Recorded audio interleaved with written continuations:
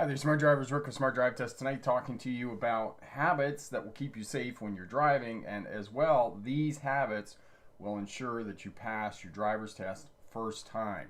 Stick around, we'll be right back with that information.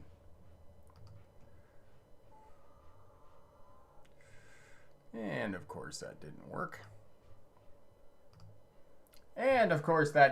We have a few bumps in the road here with everything. Just got back from Ontario today. Drove 3,700 kilometers, which is like 2,600 miles. So yeah, it's I'm a bit tired today, but here we are. We're back after vacation holidays. I drove from British Columbia all the way to Ontario and back again. Had a holiday with my folks. Spent some time with my brother. It was really awesome. So Mallory is here. Miss B's here. Corey's here. Bricks for Wheels.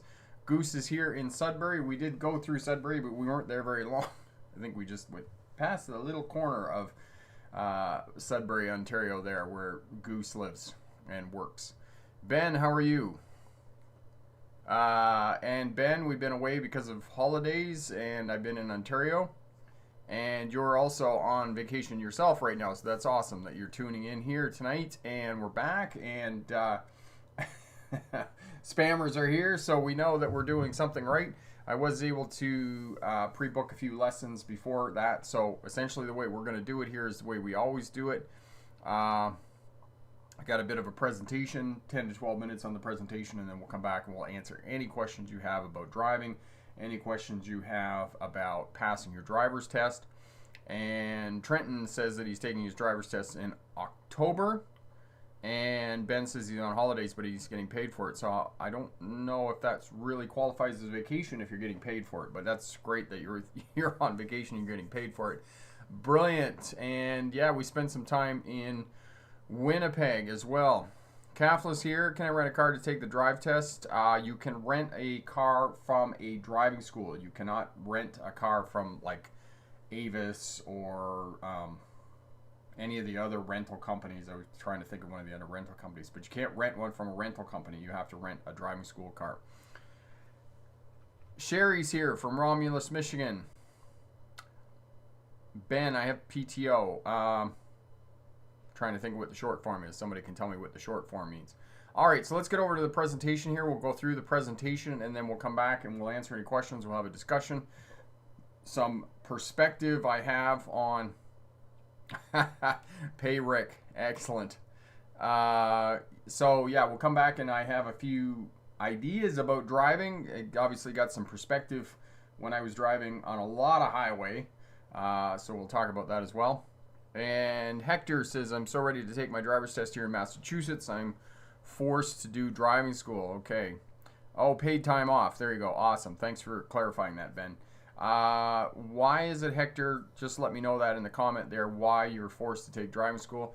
And then we'll come back and we'll answer any questions you have about driving, taking a driver's test, or becoming a bus or truck driver. Mrs. B is here as well. So let's get going here.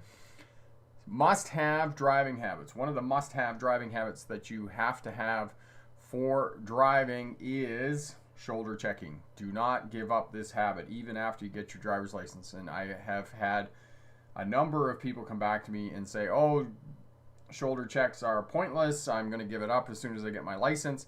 And unfortunately, a lot of people come back to shoulder checks after something goes wrong. They have a near miss on a lane change or a lane merge. Somebody comes on in front of them. They fail to shoulder check, and then they start shoulder checking again. And as I say to people, shoulder checking, or rather not shoulder checking in a car and driving, is the same as not checking to see if a weapon is loaded before handling it. So it's that dire if you're not shoulder checking. It's a huge, huge risk. So make sure that you're doing that when you're driving.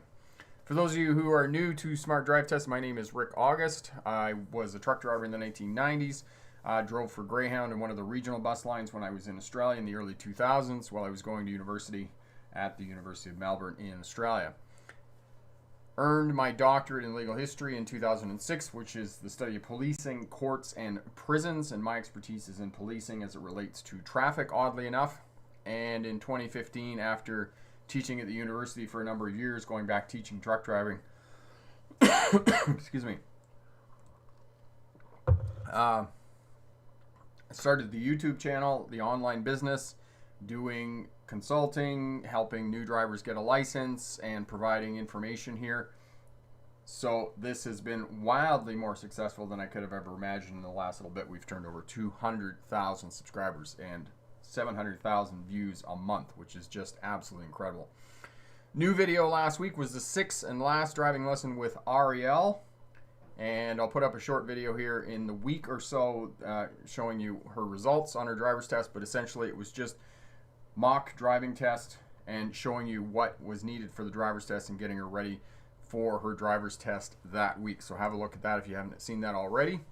So the first thing, my driving theory, SPOC 3, which stands for social driving, observation, space management, communication, and speed management. And social driving is all of the things that drivers do when they're driving, not coming to a complete stop at stop sign intersections, not signaling, speeding, keeping up with the traffic flow, all of those things, driving over painted islands, you know, pulling out in front of you and whatnot. All of that is part of social driving. And space management is the biggest component. It's on the Star Trek thing with SPOC 3. Space management, the final frontier. Make sure that you have space in and around your vehicle. And communication and observation, make sure you're observing other traffic, other vehicles, road users on the roadway, and make sure that you're tracking them. For example, if you go past a motorcycle and you're going to change lanes shortly past the motorcycle, you want to be tracking the motorcycle and figuring out where that motorcycle is in relation to you before you change lanes, i.e. shoulder checking, for example, and seeing where it went and if it's around somewhere. So have a look at that, okay? Observation, communication. Space management, as I said, if you have space around your vehicle, it buys you time. Time buys you options in the event of an emergency. And as well, when you're out on the highways, and I learned this week while I was driving 5 days back across the country here, that you want to drive in the spaces between the clusters of vehicles. First of all, you have a buffer of space. You're not on the brakes, and if you're not near anything, it's much less likely that you're going to hit something, especially the vehicle in front of you. Okay, so you don't want to be close to other road users. You don't want to be close to other fixed objects. So maintain space around your vehicle. The one place that you can always maintain space is in front of your vehicle. And yes, people will cut in front of you and those types of things, but they're always going to be going faster, and they're not going to be there for very long. So keep space in front of your vehicle. Communicate effectively. The way that we communicate with other traffic is lights and signals, our horn, hand gestures. Make sure you use all 5 fingers. Don't tell somebody they're number 1, especially on a driver's test. And eye contact. If you're unsure of what another driver is doing or another road user, then get eye contact. And then finally, the most important way that traffic communicates with other road users is with the position of their vehicle on the roadway. All right, if somebody is in a left turning lane, there's a good chance that that vehicle is going to turn left. All right, so be proactive. Interpret and read traffic patterns and the actions of individual road users. You don't want to be reactive, because reactive simply means that you're giving up control of your vehicle and expecting that you're going to be able to do something fast enough that you're not going to run into the vehicle in front of you. You want to have an appropriate response to the actions of other road users on the roadway. So change your attitude. And what I mean by this is the number of drivers that come back to me and say, oh, other drivers won't let me in. If you change your attitude and say, yes, most of the time other drivers will let me in, then you just signal. Make sure you have 3 flashes on the signal, shoulder check, check your mirrors, look forward, do all the checks again, shoulder check, check your mirrors, and then you move over. If you've communicated effectively, people are going to help you out. They're either going to slow down, they're going to speed up and get past you, and other people will say, oh, people always speed up and try and get past you. If people speed up when you're trying to merge lanes, they're doing you a favor because they're going to get out of the way. So do that, all right? Observation and tracking, and I talked about this a little bit in the introduction. Make sure that you're not just driving blindly with your head down and you're not really taking note of the traffic and vehicles and road users that are around you. Make sure that you're taking note. Okay, there's a tractor trailer over there. There's a motorcycle here. There's a cyclist up three-quarters of a mile up the road.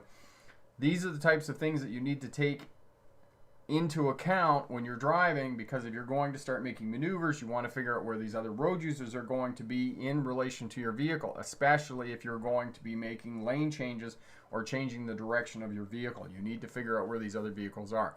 So tracking vehicles in relation to your path of travel will keep you safer on the roadway. Predict traffic patterns, looking ahead at controlled intersections, turning lanes, looking for rubberneckers and anything out of the ordinary. Know that if there's an emergency vehicle pulled over on the side of the road, it doesn't even have to be an emergency vehicle. It can be a tow truck, a construction vehicle, a farm vehicle. Know that all of the other vehicles, as they're approaching the emergency vehicle pulled over on the side of the road, they're going to slow down. You can bet money on that 98% of the time, if there is an emergency vehicle on the side of the road, and it doesn't even have to be on your side of the road, if it's on the other side of the road, know that traffic is going to slow down. Increase your following distance. Slow down, watch the traffic in front of you.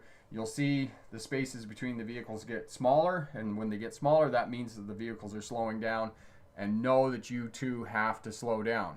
Okay? Know the characteristics of other vehicles and road users, and know that this time of year there's lots of RVs and caravans out there, and if you're on a two-lane skinny with two-lane traffic, and there's a caravan, you know that the caravan, you are probably not going to be going any faster than the caravan on that roadway.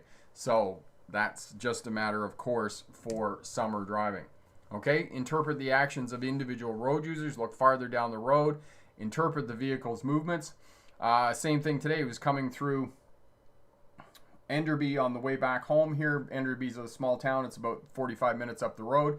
And a person's coming out making a right-hand turn in front of me off a side street, and they drove right out in front of me, and I'm like, I'm not going to move over for you, and I'm not going to stop. I had to hold my course, because if I had moved over, I was risking driving into oncoming traffic, and I'm not going to do that for some knucklehead who's going to drive into me. If you want to drive into me, then we're going to have a sideswipe crash, and it's going to be their fault, because at least if I have a sideswipe crash, nobody's going to be injured. There's going to be some property damage, whereas if I risk a head-on collision, I'm in even bigger trouble. So sometimes you really, really have to hold your own.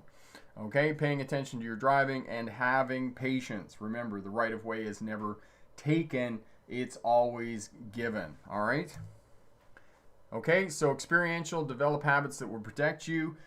Lots of drivers will come back and say, why do I have to shoulder check on a left-hand turn? You're developing habits that will keep you safe. Not today, maybe not tomorrow, not next week, the next month, but maybe in 5 years, if you continue to shoulder check every time you turn left, you shoulder check every time you turn right, it's going to keep you safe and protect you and could prevent a crash that may injure or kill you in 5 years from now. Okay, young drivers, I've said this before, drinking, driving, dating, and distracted driving are the challenges for new drivers.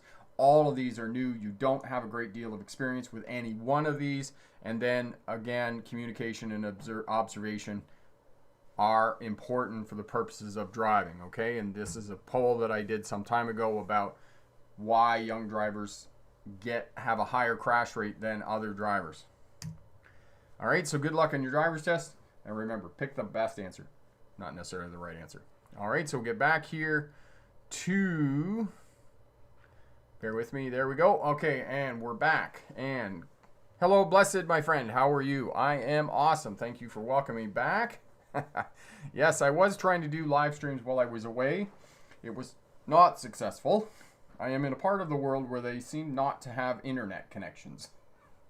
And, you know, maybe that's not such a bad thing. Maybe I just need to go away and sort of unplug from all of this online thing. And, you know, actually it was really great because we've all kind of been locked down for a couple of years with COVID and those types of things. And I think it was really great to just get away and spend some time away from the computers and doing live streams and those types of things. So awesome. Pathfinder, hello, how are you? Look there in Hawaii. Awesome. Are you preparing for a driver's test?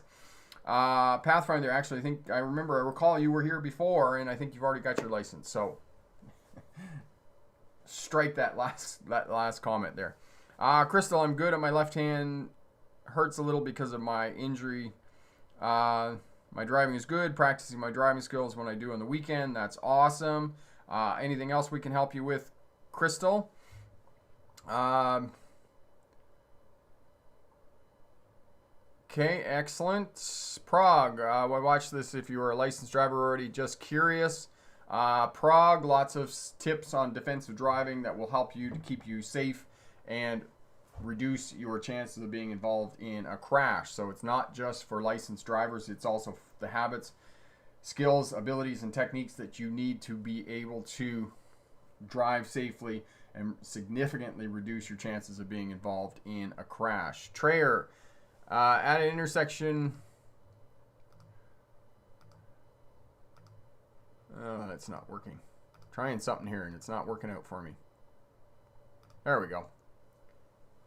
Trayer, at intersection, what needs to be behind the line, the whole vehicle or just the wheels? Trayer, no, you want the whole, so you want the front steer axles on the front crosswalk line. That's where you want to wait before you enter the intersection. All right, so that's what you want to do for the purposes of left-hand turn. The other thing is Corey will put the video up for you on left-hand turns, and that'll really help you out so that you're safe when you're driving and doing left-hand turns. Because you don't want to be in the intersection, because you want to be committed to the intersection but not in the intersection. Because if you're in the intersection and something goes wrong, you're at a much higher risk of being involved in a crash. All right. Getting around to getting my G2, nervous as heck. Trayer, you're going to do awesome. Khalifa, second, I do not turn right as the traffic is bumper to bumper. Is this the correct thing to do? Okay, so there's another part. What should I do? I am turning right on the red traffic signal, and there is bumper to bumper crossing traffic. First they stop. Okay. Okay, so Khalifa, if you don't have to turn on a red light, you can turn on a red light. After you come to a complete stop, give way to all of the traffic, then you can make your right turn on a red light. But if it's bumper to bumper traffic on the cross street onto which you're turning, then you don't have to turn, okay? You can wait for the green light. And if it is congestion, there is lots of bumper to bumper traffic, then that's what I would strongly recommend that you do, all right? Mallory, during the summertime here in Nova Scotia, when we are driving, we have to be careful of deer and other wild animals on the roadway. And yes, this is something that is an issue in the summertime, is animals on the roadway. And one night we drove from Wawa down to the Chichima Ferry, which goes across Georgian Bay, to Tobermory, and we left at 2:30 in the morning, and we're driving in Northern Ontario. And in Northern Ontario, moose and deer and other animals on the roadway is an enormous problem. One of the strategies and techniques that I do at night when I'm driving on these remote roads that have lots of animals and moose is I try to drive behind another vehicle. If there's another vehicle, I will stay back approximately half a mile behind that vehicle, so that, you know, they're the ones that strike the animal, not me. And as well, they're kind of scaring off animals who might be near the roadway and those types of things. So that's one of the strategies that I do. The other thing that I do at night, in the early hours of the morning, if I'm on a multi-lane road and there's 2 lanes and there's very little traffic, then the other thing that I will do is I will drive down the center of the road between the 2 lanes of traffic. The reason I do that is that I have more space on either side of me. I have a half a lane of traffic on either side of me. And if the animals do come out onto the roadway, there's less likely that they're going to collide with my vehicle. So that's another strategy that I use at night. Because from my experience of driving and hitting animals, I hit animals in the state of Michigan when I was driving truck, and I hit animals when I was driving bus in Sydney, Australia. From my experience, there's very little that you can do to avoid these animals. And if they're smaller animals, one of the things you don't want to try and swerve to avoid them, because you could lose control of your vehicle and then you're into a much bigger crash. The other thing with bigger animals like deer and moose, if you do hit them and you want to try to get off the brakes immediately before impact, because what happens is that when you hit brakes, the front of the vehicle goes down. and it will roll the animal over the hood of the vehicle, and the animal will come through the windshield. So you've got 1,500 pounds of 1,500 pounds of moose or deer coming at you that could very much kill you. So I recommend not doing that. Now, one of the other techniques and strategies for deer and moose and animals at night is there's little whistles that you can put. They're like dog whistles. You can mount those to the bumper of your vehicle, and they're supposed to scare off animals and those types of things. I don't know whether they work or how effective they are, but I have seen them, and that's another possibility that you could do if you're doing a lot of night driving on these highways and those roads where there's risk of animals and those types of things. All right. Goose. Would you recommend following a transport 6 or more seconds behind it so it acts as a shield against moose or whatever? Goose, yes, I would, but I would recommend a lot farther than 6 seconds. I would probably recommend 20 to 30 seconds behind that big truck. The other thing about it is if you're driving a car and you're following a transport truck, especially if you're on a highway or those types of things, you're going to find that it's really kind of slow and it's monotonous to be able to follow a big truck because you're going to be able to go a lot faster in a car. If you can get behind another car, that's generally what I recommend for animals at night and those types of things. Okay, Jonathan, I heard that in Texas we can use the rear camera.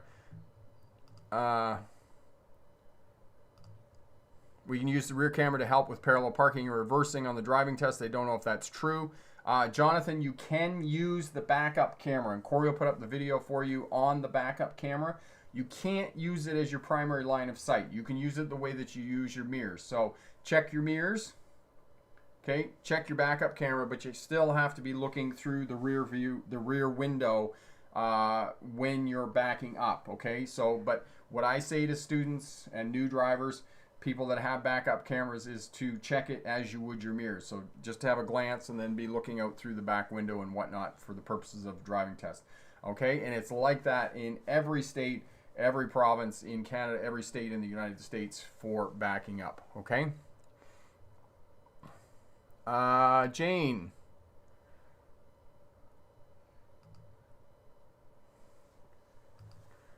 How can I go below the speed limit when the traffic isn't high? Jane, I wouldn't recommend you going below the speed limit. I would recommend you at minimum doing the posted speed limit, especially if you're going for a driver's test, okay? So for the purposes of a driver's test, you have to do the posted speed limit or the flow of traffic, whichever is less. So basically what that means is most of the time you have to drive the posted speed limit, but if the traffic is going slower than the posted speed limit, then you can only go as fast as the traffic is driving. All right? All right. Crystal.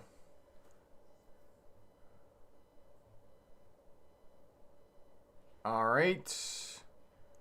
All right, Pathfinder. I passed 1.5 years ago with Rick's help.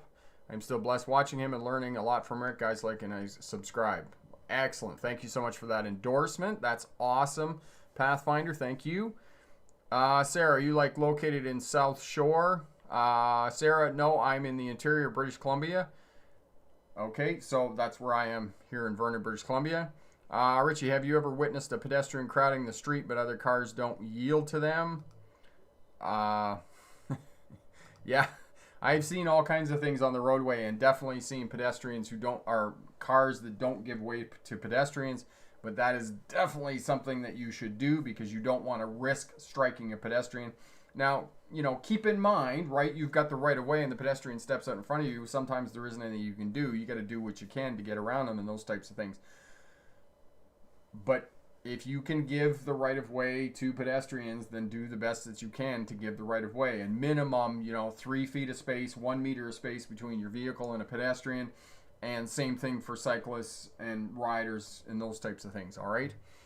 Okay. Khalifa, what to do if the examiner asked you to do when you were crossing a railway crossing? Okay. I'm not sure, Khalifa, what you're asking me there. What did the examiner ask you to do when you were crossing a railway crossing? Not sure. Can you reword that for me, and I'll answer that question for you if you don't mind. All right. Okay.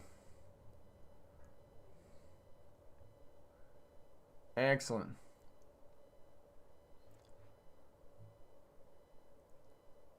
Okay, Khalifa, how do you do an uphill park along a street with no curb? Okay, so Khalifa, it's basically a 3-in-1.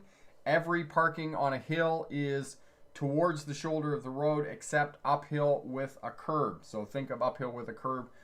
Oh, up like Superman. No, up and away like Superman. So up and away like Superman. So that's uphill with a curb. That's the only one that's different. So 3-in-1. Every other one is towards the shoulder. And hill parking, here's another tip with this. When you're doing hill parking and you're with the driving examiner, you're on your test. If you turn the wheels the wrong way, it's not a big deal, okay? So 3 out of 1, you turn it towards the shoulder, you're going to get it right, okay? So your chances are, if you forget, just turn your wheels towards the shoulder. Even if you're wrong on a driver's test, it's only 5 points for turning your wheels the wrong way when you park. They want to make sure that you park the vehicle, you've turned the wheels, you've applied the parking brake, you put the transmission into park if you're driving an automatic, and putting it into a first gear if you're driving a manual transmission. For those of you in North America who are brave enough to drive a manual transmission. That's basically all you have to do for hill parking, okay? Easy peasy. Coop Dog, I passed my driver's test. I'm so happy, and that is awesome. Coop Dog, congratulations on passing your test. Excellent, excellent, excellent. Where did you go to celebrate passing your driver's test, my friend? Awesome. Mallory's being funny here. She wanted to know if I saw any rhinoceroses while I was driving. I did think that in Saskatchewan, I did see some rhinoceroses there because really, I don't know if any of you have driven in the province of Saskatchewan. There is not a whole lot there in that province. Driving from Brandon, Manitoba, across the province of Saskatchewan into Alberta is a lot like driving in Montana. If any of you ever driven east to west across Montana, it's 700 miles east to west across Montana, and the first 600 miles, there's nothing. Nothing. And Saskatchewan is exactly like Montana. There is a whole lot of nothing there. A whole lot of nothing. Excellent. All right. So Trayer wants to know about the point system. Corey will put up the video for you on most common mistakes on a driver's test. And it's the same thing. Minor points for minor errors. For example, if you turn your wheels the wrong way on a hill park, as I was just saying, that's going to be approximately 5 points. All right, your lane positioning when you're making a left-hand turn, another 5 points. You wander in your lane a little bit, maybe 10 points. Most driver's tests, you're allowed 30 or 35 points. It's the same thing for the G2 in Ontario. So you just want to try and reduce the number of demerit points that you're going to be assigned for the purposes of your driver's test. All right.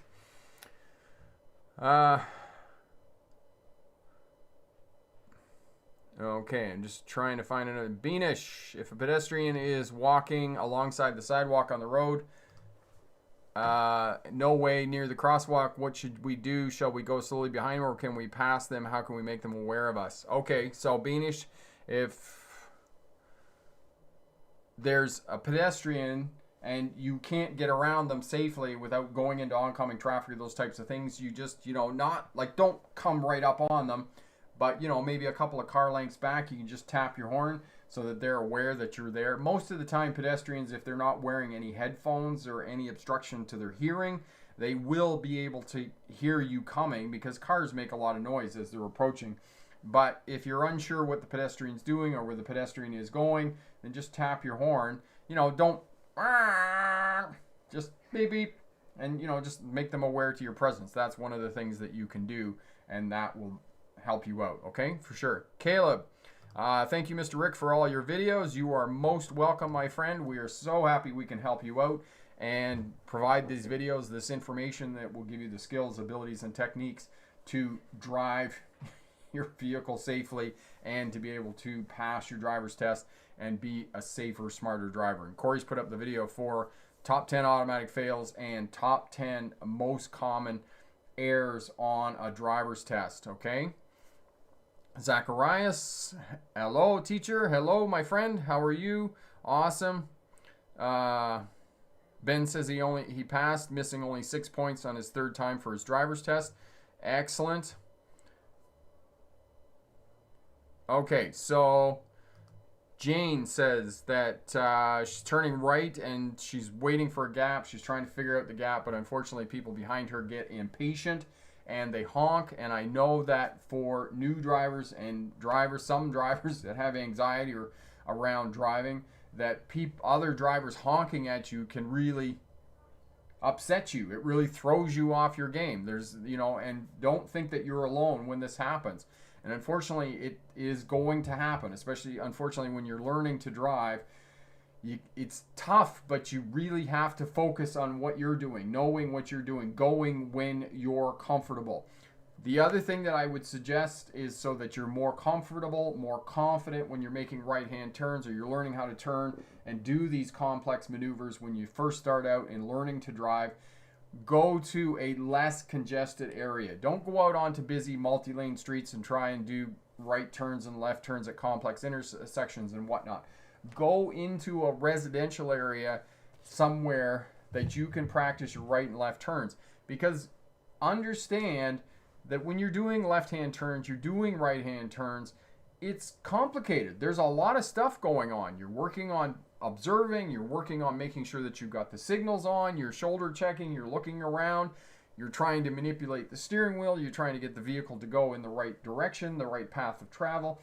So work in a less congested, low density area where you can get comfortable with all of those things. And when you are completely comfortable in a residential area, places that don't have a lot of traffic, those types of things, then head out into busier and busier sections. I know that you're trying to get ready for your driver's test and whatnot, but know that you can't do it all at once. It's an evolution, right? It takes a bit of time. So work in an area where you can kind of do that, and then that will help you out. All right. Mallory, I hope you enjoyed my last comment, and welcome back from vacation. I did, Mallory. That was awesome. That was very awesome, by the way. Kyle, you've got a month before your test. Kyle, you've got lots of time to prepare for your driver's test. You're going to do really awesome on your driver's test. And again, I think somebody else, and I might have missed the comment there, but somebody was asking me about right turns and how to kind of fix. Somebody asked about reversing, and I'm sorry who it was, but I'll just talk about that for a sec. One of the things you want to do is you want to do slow speed maneuvers, okay? You want to go to the parking lot. You want to try backing up into an empty parking space. You want to drive forward. You just want to reverse in a long straight line. Look at the videos with Ariel where I got her to back up an alleyway for a long distance. That will really help you out. And then once you've mastered backing up in a straight line, then find some place where you can back up that you're turning the vehicle. Because once I did that with Ariel, it posed a bit more challenge for her. We had a good laugh about it while we were learning how to drive and those types of things, but make sure that you're doing those slow speed maneuvers and practicing your backing up and whatnot. Okay. Skylar, would you explain the right-of-ways on four-way intersections? Okay, so I think, Skylar, what you're asking me is four-way stop sign intersections. Okay, so four-way stop sign intersections, first person to arrive, person on the right. Okay, kind of ignore the person on the right, because if you just pause, the other vehicle will go, and you won't kind of have to worry about, oh, who's on the right, who's on second, who's on first, those kinds of things. Okay, just pause and the other vehicle will go. And then it's the same rules for other controlled intersections. All right, so it's straight through traffic over turning traffic, and right turning traffic over left turning traffic. So right turning traffic goes before left turning traffic.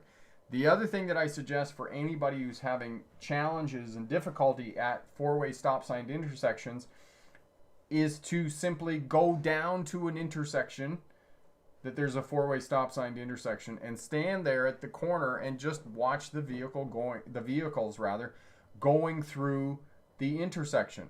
All right?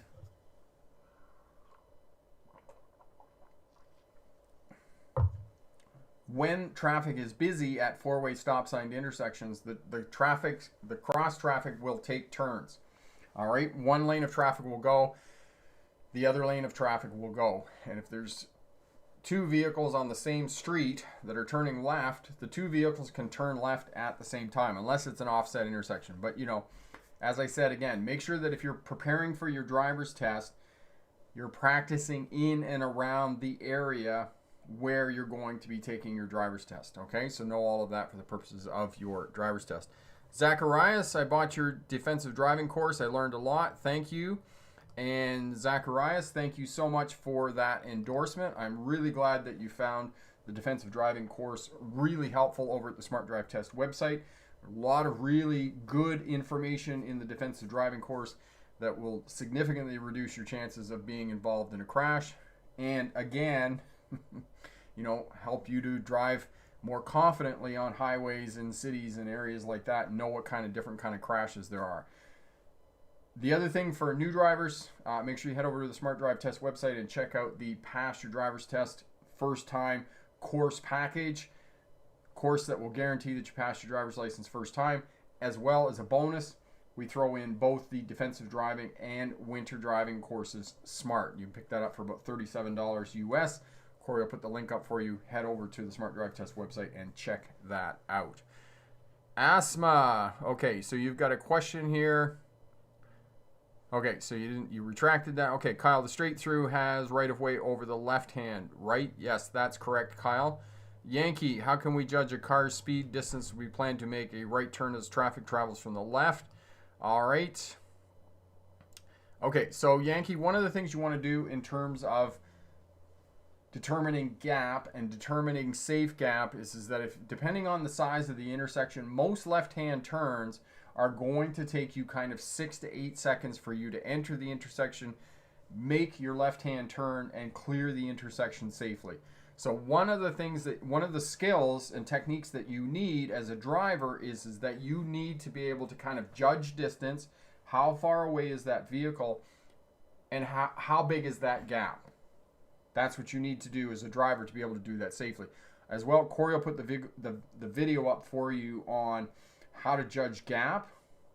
And again, I encourage you, if you're uncomfortable with this, or this is something that you're having challenges with, go down to an intersection, watch vehicles coming towards the intersection, and pick a spot, pick a point, and then start counting.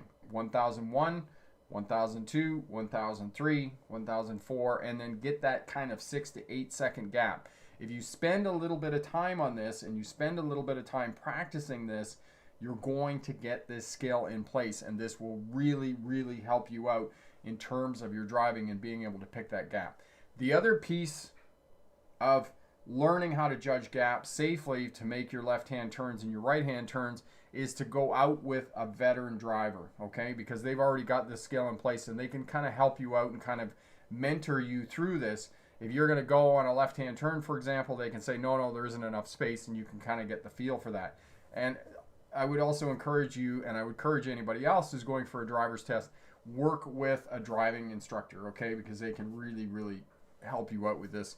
And Goose here has some technique that he uses that's really great.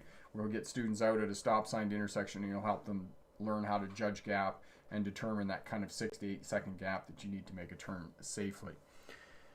Angelina, I'm not good at backing into a parking space evenly. It takes me so many tries. I am good at everything but that. Parallel parking is a lot harder, probably.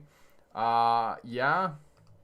But Angelina, one of the things that I would suggest to you in terms of being able to back into a parking space, and this isn't just you that has this problem, but other people do as well. One of the things that I encourage you to do to be able to back into a parking space more easily, back in beside another vehicle, because first of all, now you have a landmark. All right, you have something to judge your vehicle off. If you're trying to back into an empty parking space, that's difficult for anybody, not just you.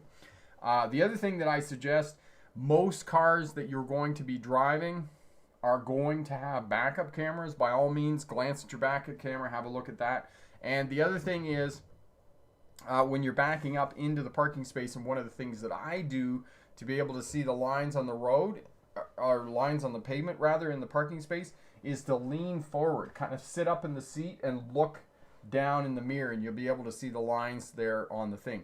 And then the last technique about backing up into a parking space, you're backing up into the space back here, look forward, because in most parking lots, the parking space directly in front of you is going to be in line with the space behind you, all right? And that's going to help you out for backing up, is to be able to look forward.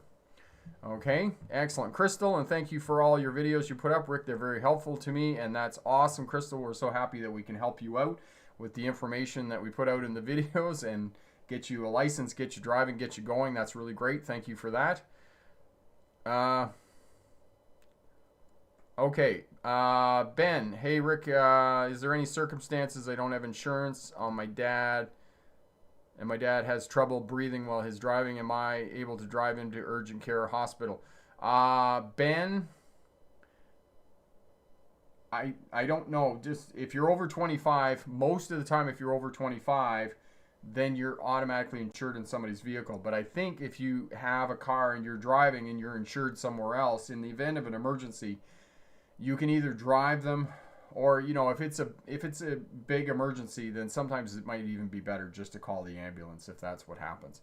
So it's one of those discretionary things where you got to figure out, okay, do I need to drive them right now and get them to the hospital as quickly as possible, or can I call an ambulance and have an ambulance drive them safely to the hospital and those types of things. The other thing about calling an ambulance is yes, it's probably going to take about the same amount of time. And when the paramedics arrive, they're going to be able to administer, first responder, medical attention right away. So that's the other key to all of that. Corey's put up the link there for the Smarter Driver course package as well. So definitely have a look at that. That'll help you out. Christy, I passed my G2 road test because of your informative advice. Scan, shoulder check, and keep moving your head. Blind spot always. Thank you so much. More power. God bless. And that is absolutely awesome. Congratulations, Christy, on passing your G2 road test and getting that freedom, because that is really, really awesome. Congratulations there in Ontario. And as I said, I just drove across the country, had a vacation with my family and my kids, and did a lot of driving in Ontario, because the joke in our family is that when I go to Ontario, I'm in the car. We're in the car, because there's the Far Side cartoon comic of the dog, and he's like, I'm in the car, and he's talking to his other dog friend, and he's like, I'm in the car, and he says to his other friend, he says, I'm going to get tutored. So that's kind of the running joke in our family, is that when I go to Ontario, I'm in the car, I'm going to get tutored. All right. Asthma, in driving test, do they ask to do 3-point turn? All right, excellent question. Asthma. Bear with me. There we go. Okay, so 3-point turn. So the slow speed maneuvers that you absolutely have to be ready for on a driver's test: backing into a parking space, parallel parking, 3-point turn. At minimum, absolute minimum, be able to do those maneuvers. And for those of you in the state of California and at some DMVs in Oregon, you have to back up 50 feet along a curb. Maryland, it's a 2-point reverse turn, which means you had to back around a corner. And for those of you in the state of Ohio, you have to do the Ohio maneuverability test. Of the other 47 states, you have to parallel park. Every province in Canada and territory, you have to be able to parallel park. So parallel parking, 3-point turn, backing into a parking space. Those are what you absolutely have to be ready for on a driver's test. Now, know that if a driving examiner wants you to do a 2-point reverse turn or back around a corner, that's up to the discretion of the driving examiner. He or she can get you to do it. It's up to their discretion. If they get you to do a 3-point turn or they don't get you to do a 3-point turn, again, that's up to the discretion of the examiner. So be ready, yes, for a 3-point turn on your driver's test. Okay, Crystal. I do not know you cannot change when pedestrian crossing. You must wait for them to cross, then you can proceed. I also know you can make right-hand turn on a red, but not a left-hand turn. Why is that? Okay, so the reason you can make a right-hand turn on a red light after coming to a complete stop at the correct position, giving way to other road users, and then proceed is because you're not interfering or crossing lanes of traffic. Whereas on a left-hand turn, you're crossing lanes of traffic, right? There's a lane of traffic coming this way. There's just too many things going on for the purposes of making a left-hand turn on a red light. The only time that you can make a left-hand turn on a red light is if you're turning from a one-way street to another one-way street. then you can turn left on a on a red light in most states and provinces, okay? But you need to check that in your handbook just to make sure, all right? Trimec, hey Rick, what are the hard and fast rules of driving in the left lane? Trimec, what is it that you're asking me in terms of driving in the left lane? Okay, so for the purposes of a driver's test, I will tell you this, that if you turn left in a driver's test, you have to move back over to the right almost immediately, unless the driving examiner tells you to turn left in the next couple of blocks or so. The reason for that is that in every state and jurisdiction, there's a sign, it's state law, slow-moving traffic must stay right. And because you're on a driver's test and you are doing the posted speed limit, you're going to be going slower than the traffic flow. Therefore, you have to drive in the right lane for the purposes of your driver's test. That's why after making a left-hand turn on a multi-lane road, you immediately have to move back over to the right. So you get around, the vehicle's straight, mirror signal shoulder check, there's a gap, mirror signal and shoulder check again, and then move over and do your lane change into the right-hand lane. That's for the purposes of your driver's test. Okay. Angelina, I passed my learners the first time after not reading the book and just doing practice tests.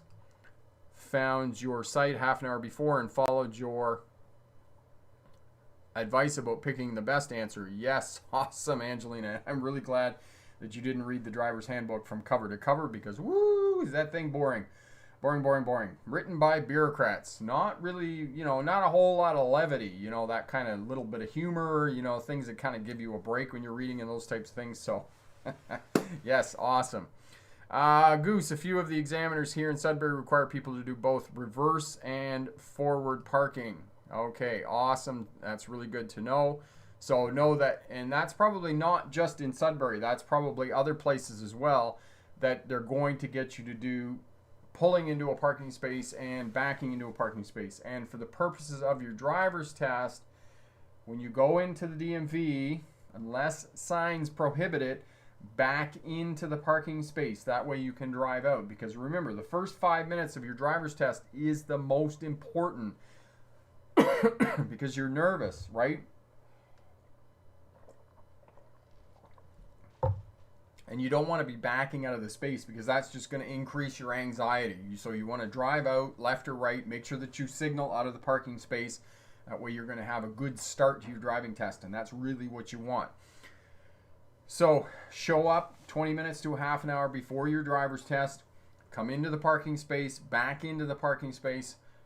Before you even show up for the driver's test, make sure that you do a pre-trip inspection on your vehicle. Make sure that the brake lights are working, all the turning signals are working, that the vehicle is clean, even in this day and age of COVID. Make sure that the inside is clean. Pick up all the fast food wrappers out of the footwells. Clean your glass. Make sure that's nice and clean. Make sure you have the registration and ownership for the vehicle, because they may ask to look at that. Make sure you got your license, your money, and then go down to the DMV, back into the parking space unless signs prohibit it. Go in, check in, go for a little walk. Some places, if you're doing your test in some of the larger metropolitan places, they're not going to have bathrooms or toilets, so make sure that you do that at home. The driving examiner is going to come out. He or she is going to do a little mini pre-trip on your vehicle. They're going to check the reverse, the brake lights, the turning signals. They're going to get you to honk the horn. They may get you to turn on the defrost, high-low beams, and what's one other thing? Windshield wipers. Okay, so make sure that you know how to do those three things for the purposes of going down for your driver's test. Turn on the defrost, windshield wipers, and high-low beam headlights. Okay, so those three secondary controls, make sure you know how to do that.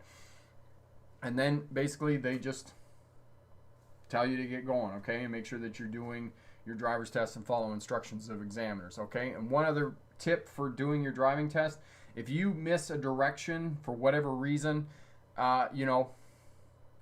it's not a big deal. It's up to the examiner to kind of get you back and get you around. You're not going to fail if the driving examiner says to you go left, and for whatever reason, you're going to go right. They're not going to fail you for that. It's their job to kind of get you back and around and those types of things. So don't freak out about that too much. And Goose says for the pre-trip inspection, they'll also get you to check the reverse lights on your vehicle as well. So basically you just put your foot on the brake, put the gear selector into reverse. they'll say, yes, the reverse lights are on. For those of you who don't know what reverse lights are on your vehicle, when you put the transmission into reverse, there are white lights on the back of the vehicle that will illuminate through the darkness so you can back up and you can actually see. They don't work very well, but they're there. The reason that the driving examiners are checking the reverse lights is that when you parallel park, you pull up beside the vehicle that you're going to parallel park behind, you immediately put it into reverse, and that tells the traffic behind you that you put the vehicle into reverse, and most people will say, oh, okay, they're going to parallel park. So they'll wait for you to be able to do that. All right. 780. So if both vehicles arrive at the same time and one's turning and one's going straight, does that mean straight has the right of way? And we're talking about a four-way stop sign intersection. And at a four-way stop sign intersection, if they both arrive at the same time, then yes, the straight-through vehicle has the right of way over the turning vehicle. It would be the same at a two-way stop sign intersection as well. Okay, and Corey's put up the video on the pre-trip inspection for going down for your driver's test, so have a look at that if you're going to show up for a driver's test with your own vehicle. And know, for the purposes of a driver's test, if you're going down with a driving school, ask the driving instructor if he or she did a pre-trip inspection on the vehicle as well, because you don't want to be denied your driver's test because there's a brake light out or whatnot, because a brake light is very easy to fix. On most vehicles, it's only going to take 10 or 15 minutes. And, you want to do it the day before, because if you discover that there's a brake light out, you can take it down to the mechanic or the automotive technician, and he or she can fix it, okay, very easily, very quickly, and you're not going to have any problems. Because if you have a brake light out on your driver's test and you show up and they do the pre-trip inspection, you're going to be denied your test, and you're going to have to rebook it, okay? Kyle, I have a crack in my windshield in the top corner, passenger side, about 6 to 8 inches of that badge. You can hardly see it from the inside. Okay, Kyle, it's on the passenger side. It's not obstructing the vision of the driver. It's probably okay, but you don't know for sure. My suggestion would be either take it down to the DMV and ask one of the examiners to have a look at it and say yes, yay or nay, or take it to your mechanic and have them look at it and ask you whether it's safe to drive or not, because I cannot give you a definitive answer on that. All right. Epic, my friend, for a driving school, if a road test package were to be purchased, you're going to be tested on the actual course. Saw the service being chosen by someone at the New Jersey. All right. So yes. All right, this is a secret that a lot of driving schools don't advertise because they can't advertise it. If they teach you and they give you the you take driving lessons with a driving school. This is what I'm trying to say. They will take you on the driving test course. Okay, they know where the driving test course is. The driving test route rather is. We all of us driving instructors know where the routes are. We know where driving examiners tend to do their 3-point turns. We know where driving examiners do parallel parking and those types of things. So if you go with a driving school, they're going to take you on the test route. And again, if you're not taking driving lessons, I do strongly encourage you to take a lesson with a local driving school, because they will take you on the test route. And this is what driving instructors do every day. They teach students how to pass a driver's test, and they give you all the details and nuances, and the return on investment is really, really high. So if you haven't taken driving lessons with a driving school, go with the driving school. Jerry, I have a question. When you finance a car, can you dump the insurance that they give you or find a cheaper one? No, Jerry, you can totally find another insurance company for sure. And the other thing about financing a car, if insurance is costly, one of the things that I really strongly suggest to you is if you can borrow the money from some source where you don't have to finance the vehicle, it's going to be cheaper insurance, because most finance companies are going to require that you have collision, because they want to know that they're going to get their investment back if you rack up the car. So there's 3 or 4 different kinds of insurance that you can. Some are optional and some are not. You must have property damage and public liability. Public liability Property damage is self-explanatory. It'll fix all the cars, fix any, if you drive into a building, it'll fix the building. Public liability is if you injure somebody else in another vehicle and they sue you, then insurance will pay out for that liability. So you must have property damage and you must have public liability insurance. Those are the two minimums that you must have on a car. Optional insurances are theft, fire, and collision. Okay, theft is self-explanatory. Somebody steals your car, they'll pay for it.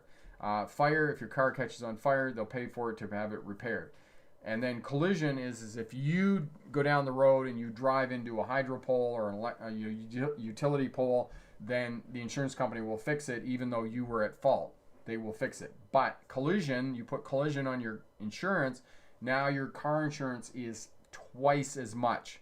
And most finance companies, if they finance your vehicle, are going to require that you have collision insurance on your vehicle. The issue being that as soon as you put collision on your vehicle, say you're paying $1,000 a year for public liability and property damage, you're now going to pay $2,000 a year for collision insurance. So know that if you finance a vehicle, that your insurance most likely is going to be a lot more expensive than if you buy the vehicle outright. All right. All right. Jane, how much distance should we keep from the biker and how do we judge the distance? Okay, so Jane, most of the time, if you're going to stay away from a bicycle or a cyclist, you want to have at least 3 feet of space at minimum, depending on the situations, road conditions, and those types of things. If you're out on a highway and there's a cyclist out on the highway, you might even want to move over half a lane to give them him or her more space. One of the things is that a lot of, I noticed on the Trans-Canada Highway when I was driving that a lot of vehicles will kind of pull over on the side of the road. Again, you want to maybe even change lanes, move over on the other side if the way is clear, and you can do that safely so you have even more distance between your vehicle and the vehicle on the side of the road. All right. Goose, all driving schools were recently banned from practicing in the mall parking lot where the drive center is located. Plus, we can no longer practice on a street where they use for road tests. Okay. So, yeah, this sounds exactly what they did here in British Columbia. Here in British Columbia, they brought out the Code of Conduct, which means exactly the same thing.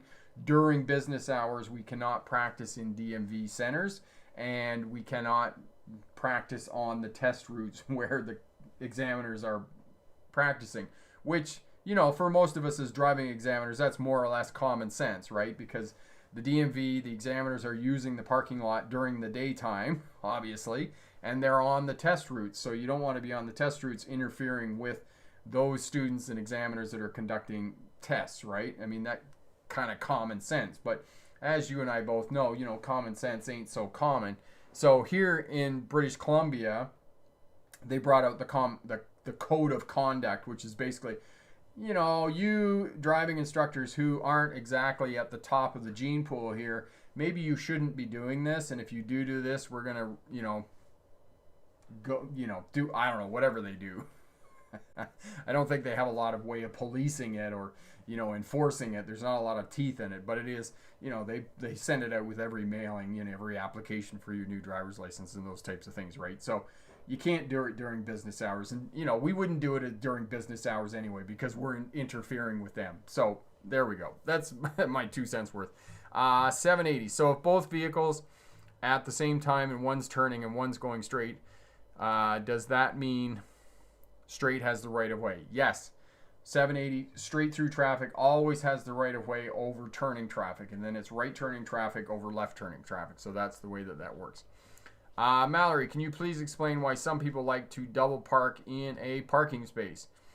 Mallory, I really can't explain it, but other than the fact that it's just people are pressed for time, they don't think they're going to be there very long, so they just park their vehicle. They think they're just going to run into a store, deliver a parcel or whatnot, and then come back out.